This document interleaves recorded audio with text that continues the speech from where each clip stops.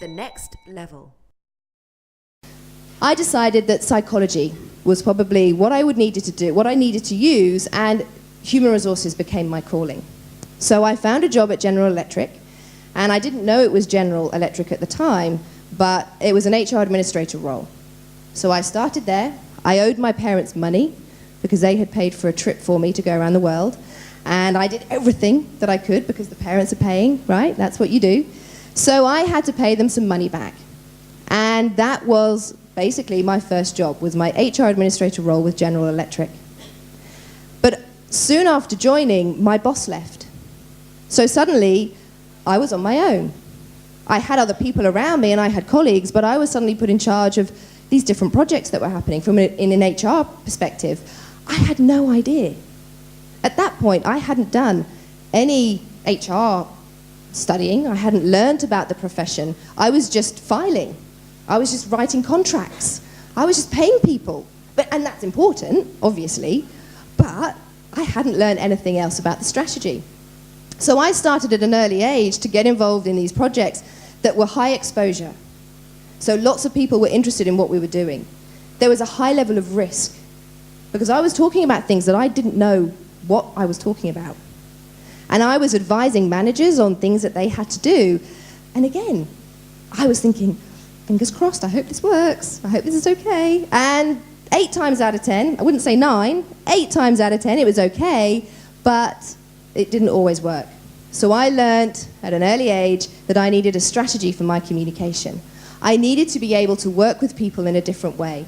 Whether it was my boss, whether it was my boss's boss, it could have been my peers or my colleagues. They also needed a different way of communicating. So as I was working through my time at GE, I was thinking about this and I thought, well, there's got to be an easier way of being able to tell people about communication. Because I was also not only working in HR, I was working in training. So I had found a role that I really enjoyed because it allowed me to work one-to-one with people, because I love coaching people, I love helping people, as I said earlier, unleash their potential or realize their potential. But I also liked being in front of people. I had a little bit of a kind of a stardom thing going on because I did a lot of speech and drama. So that's the other side of what I talk about is voice. So I used to do a lot of acting when I was younger. And being on the stage, being in front of people became like second nature. But I wanted to be able to incorporate that into the job that I did. So training was a great way to do that. And that's why I'm still training today and will continue for a long time. But anyway, I found a way of being able to tell people about 360 communication. So you have a manager, you have a customer, you have a direct report, you have a peer. All of these people require different strategies for communication. So the way you speak to your manager is not going to be the same way that you speak to your direct report. Your manager wants solutions. Your manager wants someone who can say, I don't know the answer, but I'm going to go and find it. And I'm going to let you know. I'm going to be committed to making that happen.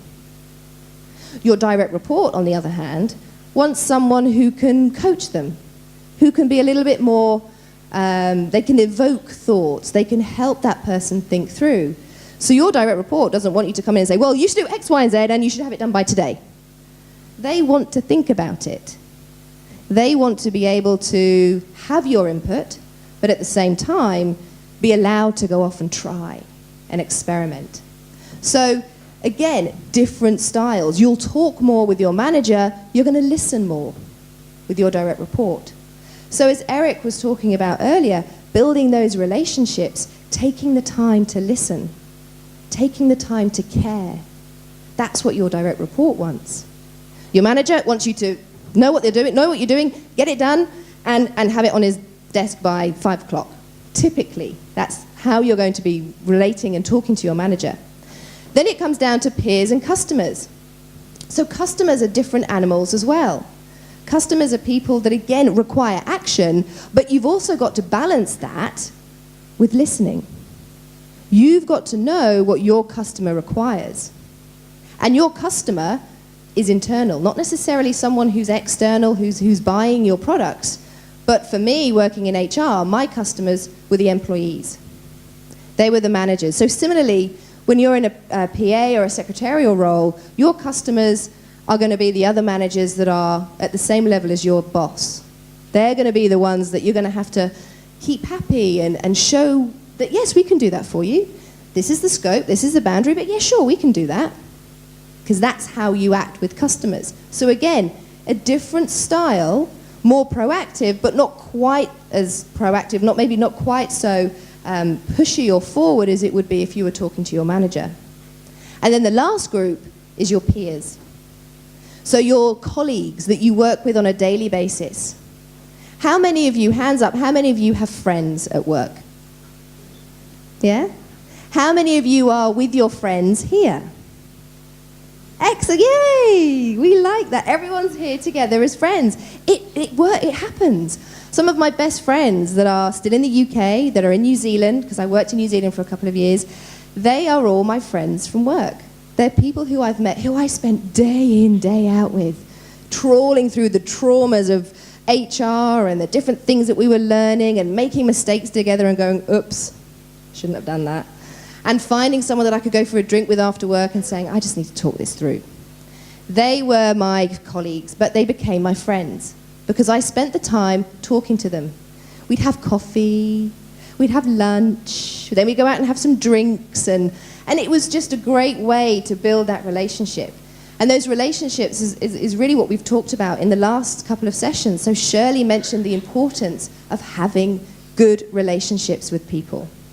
Eric mentioned it again, it's having that relationship with someone, building that connection, so that you know that if you need something done quickly, that person's got your back. That person can help you out. So again, the communication strategy for your peers is going to be different. Now, one of the words that you see on that diagram is the word morph. Anyone like to help me find another word for morph? What could another word for morph be? Anyone?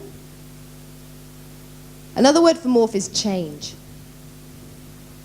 So the reason I call it morph is, for those of you who are from the UK, which I know there's maybe a sprinkling of us Brits in the room here, but for those of us from the UK, when I was growing up, there was a television program, and it was all about art. Tony Hart was the guy who had this program. I'm not sure if it was ever aired in Singapore, but on that program, there was a little plasticine man called Morph. And he would change. And he would be a table. And then he would change into something else. And as a child, I thought it was the best thing I'd ever seen. I thought it was brilliant. Now, as an adult, you can kind of see how they would do it. And they would obviously spend a lot of time doing the videoing and the placing of the different plasticine men. But morph, for me, is about change. So when I talk about morph in this instance, I'm talking about changing your style.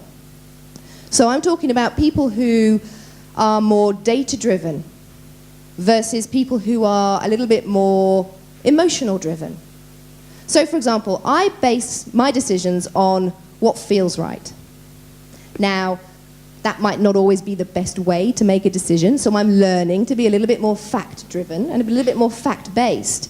But that's what I do. I like to make a connection with someone. If I'm going to work with someone, if I'm going to or if I'm going to support them, I need to have a connection. But there are other people in the room here today that make decisions based on facts and figures. And they're the ones that say, I don't really need to know who you are.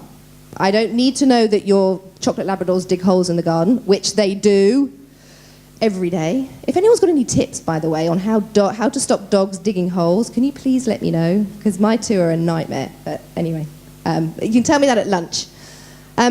So they don't need to know that to make a decision or to know if they want to work with you. So when you morph your style, you're changing your style. So if I know I'm working with someone who likes facts and figures, I give them facts and figures. I keep it short, I keep it succinct, I keep it pithy, bang, there you go. Influential communication. That's how I like to think of that. It's not a new theory, it's been out there for ages, but it works a treat.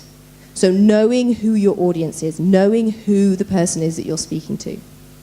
So my first point for you today is about building this strategy, thinking about what it is you have to achieve, Who are you speaking to? Who is your audience? And working through some of the things that you see here. Having that communication, 360-degree communication strategy.